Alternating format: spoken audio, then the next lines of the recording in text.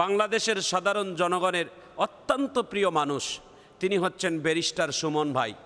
Digital আইনে একটা মামলা করেছেন, আমরা গতকালকে দেখলাম মামলা করেছে। তিনি দুর্নীতির বিরুদ্ধে তিনি লড়াই করে, তিনি সন্ত্রাসের বিরুদ্ধে লড়াই করে, তিনি অন্যায়ের বিরুদ্ধে প্রতিবাদ করে। তার জীবনের ইতিহাস পিছনে কি আছে আমি জানি না। বর্তমান সময় তিনি সংসদের মধ্যে দাঁড়িয়ে মন্ত্রীদের পর্যন্ত আঙ্গুল তুলে তাদের দুর্নীতিকে ধরাই দেয়, তাদের সন্ত্রাসের বিরুদ্ধে কথা বলে। সব থেকে আমরা বাংলাদেশে একজন বীর পুরুষ হিসেবে আমরা যাকে দেখি, তার কণ্ঠকে আল্লাহ তাআলা আরও বলিষ্ঠ বানিয়ে দেখ, আমরা দোয়া করি। তিনি যেন অন্যায়ের বিরুদ্ধে যেন তিনি প্রতিবাদ করতে পারে, আল্লাহ তাআলা তাকে যেন এই শক্তি আর ক্ষমতা আল্লাহ তাআলা আরও বাড়িয়ে দেন। সবাই জোরে বলেন আমিন। কিন্তু ভয় লাগে, ব্যারিস্টার সুমন আজও কি এই বাংলাদেশে দুর্নীতির বিরুদ্ধে কথা বলে, সন্ত্রাসের বিরুদ্ধে কথা বলে, কলম ধরে? আজও কি তিনি টিকে থাকবেন? আজও কি তিনি এমপির পদে কি টিকে থাকবেন?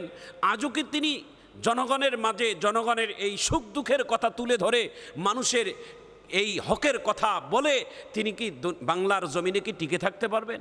এটা আমার সন্দেহ। তবে আমাদের দোয়া করতে হবে, সত্যের জয় একদিন হবে, সত্যের পথ একদিন আল্লাহ তাআলা খুলে দিবেন। আমি এটা দোয়া করব। তবে মনে রাখতে হবে ভাই, আল্লাহ তাআলা সত্যের পথে চলতে গিয়ে যতই বাধা আসুক, ন্যায়ের পথে চলতে গিয়ে যতই ষড়যন্ত্র আসুক, যতই বাধা আসুক, তবুও আমাদেরকে ন্যায়ের পথ, সত্যের পথেই আমাদেরকে চলতে হবে। প্রিয় ভাইয়েরা, প্রিয় বোনেরা, আমরা ব্যারিস্টার সুমন আমাদের বাংলাদেশের একজন প্রিয় মানুষ। আমরা তেনাকে সাপোর্ট করি, তেনার জন্য দোয়া করি। তেনার পূর্বের ইতিহাস কি হয়েছে এটা আমার দেখার বিষয় নয়। বর্তমান আমরা দেখেছি এই যে কোরবানির সময় তিনি কয়েকটা কোরবানি কিনে তাকে জবহ করে তিনি গরিব দুঃখীদের মাঝে তিনি বন্টন করবেন। আমি মনে করি বাংলাদেশে এরকম ব্যারিস্টার সুমনের মতো যদি আরও কয়েকজন এমপি হতো, তাহলে বাংলাদেশের গরিব দুঃখী মানুষের কোরবানি যারা দিতে পারে না, তারা কোরবানির গোশতগুলো ঠিক সময় মতো পেত। আল্লাহ তাআলা আমাদের সবাইকে, আল্লাহ তাআলা ইসলামের পথে আমাদের কবুল করুক। সবাই জোরে বলেন আমিন। প্রিয় ভাইয়েরা, প্রিয় বোনেরা, মনে রাখতে হবে ন্যায়ের পথে চলতে গিয়ে অন্যায়ের পথে যখন আপনি চলবেন, মহান আল্লাহ তাআলা আপনার জীবনে কঠিন পরীক্ষা আপনাকে দিবে। এই কঠিন পরীক্ষাকে আপনাকে এই পরীক্ষা আপনাদেরকে পাশ করতে হবে। নবীদের মধ্যে আল্লাহ তাআলা পরীক্ষা দিয়েছেন। মুসলিম মিল্লাতের জাতির পিতা ইব্রাহিম আলাইহিস সালাতুস সালাম নমরুদে আগুনের কুণ্ঠ জ্বালিয়েছেন। আগুনের কুণ্ঠ জ্বালিয়ে দিয়ে আল্লাহর পয়গম্বর ইব্রাহিমকে 2 পা 2 হাত রশি দিয়ে বেঁধে আগুনের মধ্যে ফেলিয়ে দেওয়ার আগে নমরুদে ইব্রাহিমকে জিগায়, ওগো ইব্রাহিম, আমরা যে দেবতার পূজা করি, আমরা যে মূর্তি পূজা করি, আমরা যে এই কাজগুলো করি, আমাদের কাজে কোনো দিন বাধা দিবা না, কোনো দিন তোমার ধর্ম নিয়ে বাড়াবাড়ি করবা না।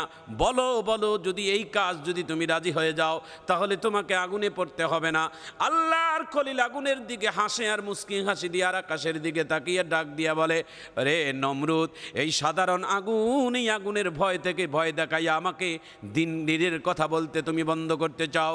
এই আগুনের মধ্যে জলদি করে ফেলাইয়া দাও, আমি হাসি মুখে আগুনের মধ্যে পড়ব, তবু আমি আল্লাহর দিন থেকে কথা বলতে আমি কোনোদিন সরে দাঁড়াবো না। হযরতে ইউনূস আলাইহিস সালাতু সালামকে পানির মধ্যে নিক্ষেপ করেছিলেন। 1 দিন 2 দিন নয়, 40টা দিন পর্যন্ত পানির ভিতরে ছিল। ইউনূস আলাইহিস সালাতু সালাম বলেন, আল্লাহ তাআলা 2 মাসের পেটের ভিতরে আমাকে 40 দিন রেখেছেন। 2 মাসের পেটের ভিতরে 40টা দিন আমি ইউনূস নবী দিন কাটাচ্ছিলাম। মাসের পেট থেকে বাহির হওয়ার পর ইউনূস নবী ডাক দিয়ে বলে, আল্লাহ তাআলা ওই মাসের পেটের ভিতরে অতল পানির নিচে যতটা আমাদেরকে শান্তিতে রাখছিলেন 40টা দিন, দুনিয়ার জমিনে এতটা সুখ শান্তি আর কোনো দিন পাই নাই। হযরতে আইয়ুব আলাইহিস সালাতু সালাম 18টা বছর ধরে কুষ্ঠ রোগে আক্রান্ত হয়েছেন। পোকা ঢুকে মস্তিষ্কের মধ্যে কামড় দেয়। আমাদের রোগ হলে যখন ব্যথা হয় বলি, আল্লাহর পয়গম্বর আইয়ুবকে যখন কামড় দেয় তখন আল্লাহ বলে ডাক দেয়, আল্লাহ বলে ডাক দেয়। 18 বছর রোগে আক্রান্ত হয়ে বিছানার মধ্যে ঝুলেছিলেন।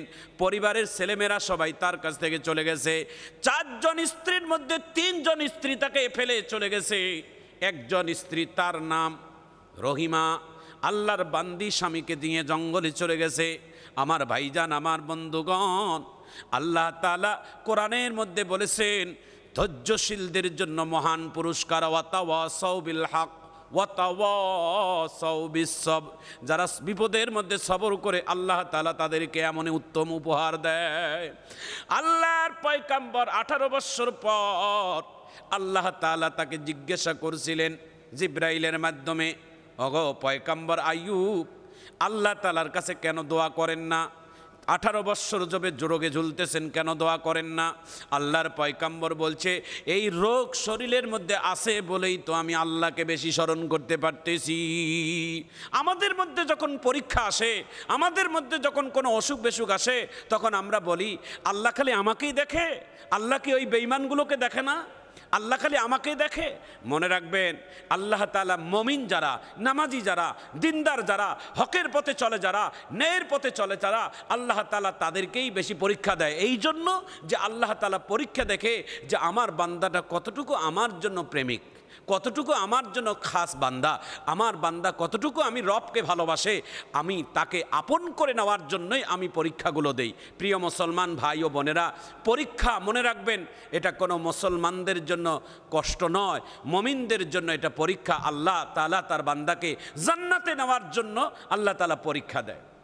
সম্মানিত ভাইয়েরা, এই জন্য কঠিন পরীক্ষার মধ্যেও আমরা কখনো আল্লাহকে গালি দেব না, আমাদের রসুলকে গালি দেব না। আমরা রাগের মাথায় অনেক সময় বলে থাকি আল্লাহ শুধু আমাকে দেখে, আল্লাহ এই বেঈমানগুলোকে দেখে না, আল্লাহ কেন বিচার করে না? আল্লাহকে বলে ফেলি না ভাই, না, আল্লাহ তাআলা আপনাকে পরীক্ষা দেখতেছেন। আপনি কি আল্লাহর খলিল ইব্রাহিমের থেকে বেশি পরীক্ষা হয়েছে আপনার?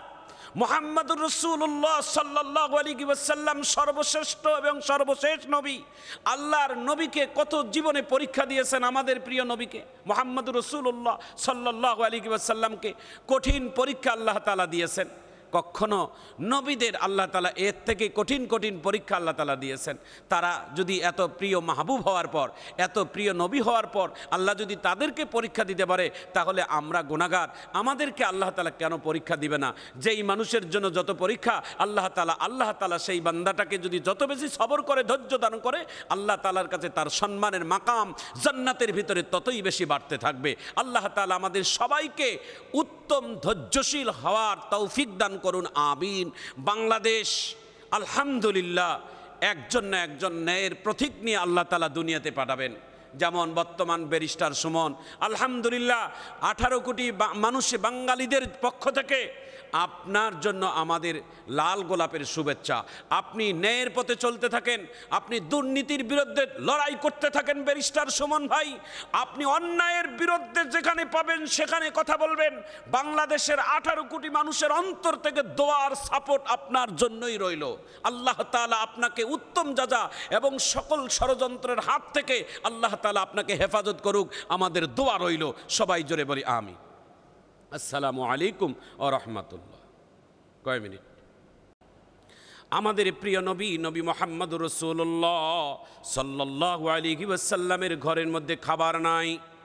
হযরতে ফাতেমা রাদিয়াল্লাহু তাআলা আনহার ঘরের মধ্যে খাবার নাই। আয়েশা সিদ্দিকা রাদিয়াল্লাহু তাআলা আনহাকে ডাক দিয়ে বলে, আয়েশা আমার ঘরে খাবার নাই। বলে নাই। আল্লাহর নবী ফাতেমার বাড়িতে গেলেন, যা দেখে খাবার নাই।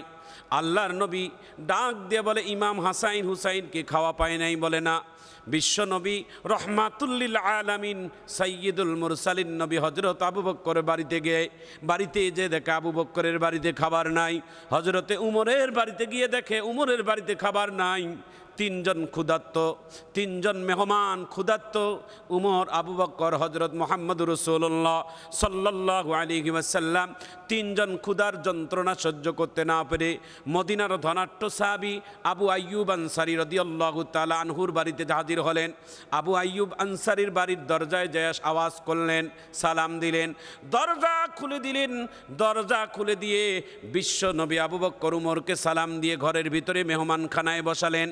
আবু আইয়ুব আনসারী ঘরের ভিতরে বিবিকে ডাক দিয়ে বলে, বিবি আল্লাহর কসম করে বলি, দুনিয়ার জমিনে, আল্লাহর জমিনে এত দামি মেহমান আমি কোনোদিন চোখে দেখি নাই। আল্লাহর জমিনে তারা সব থেকে দামি মেহমানগুলো আজকে আমার বাড়িতে উপস্থিত হয়েছে। হজরতে আল্লাহর নবীর সাহাবী আবু আইয়ুব আনসারী ডাক দিয়ে বলে, কারা কারা দামি মেহমান? আল্লাহর নবীর সাহাবী আবু আইয়ুব আনসারী ডাক দিয়ে বলে, দুনিয়ার জমিনে, আল্লাহর জমিনে সব থেকে দামি মেহমান আল্লাহর নবী রহমাতুল লিল আলামিন মুহাম্মদুর রাসূলুল্লাহ সাল্লাল্লাহু আলাইহি ওয়াসাল্লাম ছাড়া আর কেউ হতে পারে না। উনি আমার বাড়িতে মেহমান হয়ে এসেছেন। ওনার দুই বন্ধু, ডানের এবং বামের দুই বন্ধু, একজনের নাম আবু বকর আর একজনের নাম উমর, তারাও আমার বাড়িতে এসেছেন। আল্লাহর নবীর এসেছেন, ক্ষুধার্ত মনে হয়, জলদি করে খাবারের ইন্তজাম করো।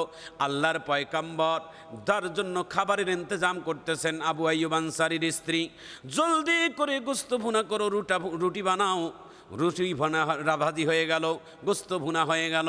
আল্লাহর পয়গাম্বরের সাহাবী আবু আইয়ুব আনসারী রাদিয়াল্লাহু তাআলা আন আল্লাহর নবীর সামনে যখন হাদিয়া পেশ করে দিলেন, খাবারের ইন্তজাম করে দিলেন, আল্লাহর নবীর হৃদয় বিদারক ঘটনা। একটা রুটির টুকরা পেশ করিয়া দুইটা গোস্তের ভুনা ওখানে ঢুকাই দিয়া পেশ করে আল্লাহর নবী খাবে, এমন সময় তার চোখ থেকে দুই ফোঁটা চোখের পানি পড়তেছে। আবু বকর উমর দুইজনে ক্ষুধার্ত মানুষ, বিশ্ব নবী না খাইলে তারাও খাইতে পারে না। আল্লাহর নবীর দিকে তাকাই আছে। আবু আইয়ুব আনসারী ডাক দিয়ে বলে, নবী গো, আপনি রুটি গোস্তের ভিতরে ঢুকাই কেন খাইতে চাচ্ছেন এবং চান না? জলদি করে বলেন। আল্লাহর নবী চোখের পানি ছেড়ে দিয়ে বলে, আবু আইয়ুব রে, তোমার বাড়িতে আসার আগে আমি আমার মেয়ে ফাতেমার বাড়িতে গিয়েছিলাম। আমার ফাতেমাও 3 দিন থেকে তার বাড়িতে খাবার নাই। ইমাম হাসাইন হুসাইন তারা উবুর হয়ে পেটটা বিছনার মধ্যে লাগাই দিয়ে তারা পেট চিপে ঘুমিয়ে আছে। আমি কেমনে করে রুটি খাই, গোস্ত খাই? আমার মেয়ে এবং নাতির কথা খেয়াল পড়ে গেছে। আল্লাহর নবীর সাহাবী আবু আইয়ুব আনসারী চোখের পানি ছেড়ে দিয়ে বলে, ইয়া রাসূলুল্লাহ, ইয়া হাবিবাল্লাহ, আপনি হচ্ছেন বরকতের নবী। আমরা এত বেশি রান্না করেছি, আপনার কোনো অভাব হবে না। আপনি পেট ভরে খান।